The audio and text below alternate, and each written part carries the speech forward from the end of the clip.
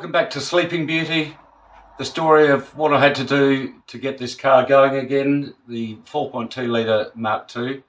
So today I'm going to tell you about the things that I did under the bonnet, just replacing service items and so on.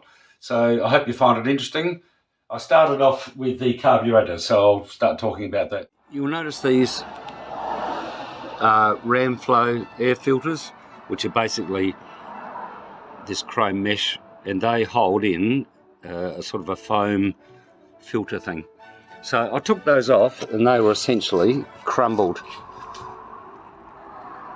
They were just like bits of soft biscuit, and you know, had I connected a battery up, shoved some fuel in and hoped for the best, that would have all got sucked into the engine and God knows what else would have happened.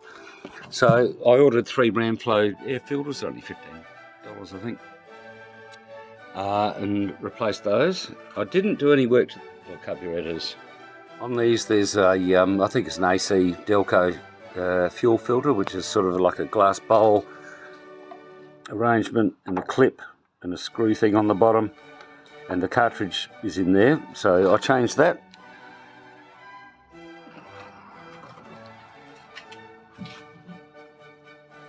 You can see the fuel filter and the brake fluid reservoir and the wiper motor are in a different spot to most Mark IIs. This is because the battery normally goes there.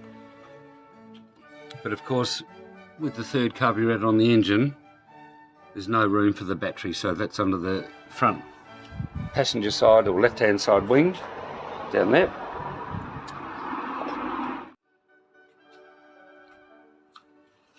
I also replaced the thermostat just while I was at it, and this is all stuff I did before I even attempted to start the car.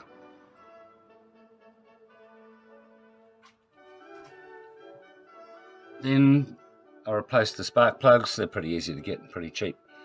The leads, the distributor is down there. I numbered the leads because I have been known to put the leads on completely backwards, so I thought I was safer just doing that. Many years ago I had a Porsche 924 just like this one, with a beautiful velvet chocolate coloured interior. I did the head gasket on it because it was leaking water, I think, into the oil, can't quite remember. But I put the leads back on the wrong way, started it up, it backfired, and there was sort of a few flames. Lucky I had an extinguisher. On the 59 Beetle I was preparing to go to the Beta Birdwood rally, which in South Australia is sort of a car rally, and so I cleaned the engine immaculately with petrol of all things. Goodness knows why I did that.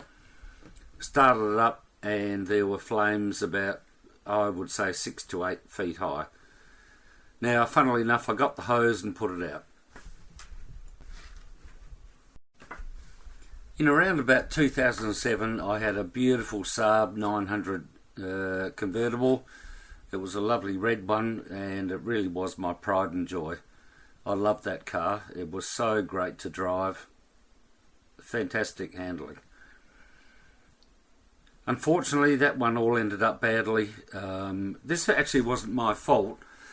Somehow, the nose of the car was parked sort of not under the veranda, and there was a torrential downpour that night.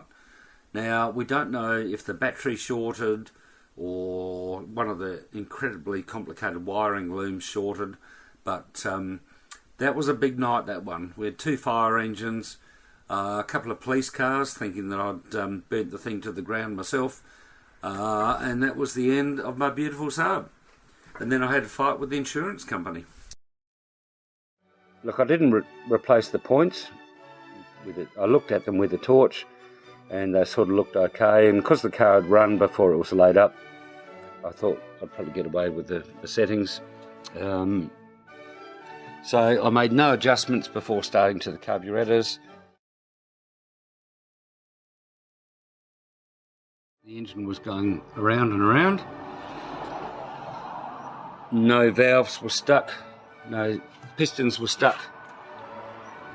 So I put the plugs back in, reconnected the leads, the new leads, the new air cleaner elements were in, the fuel filter was changed.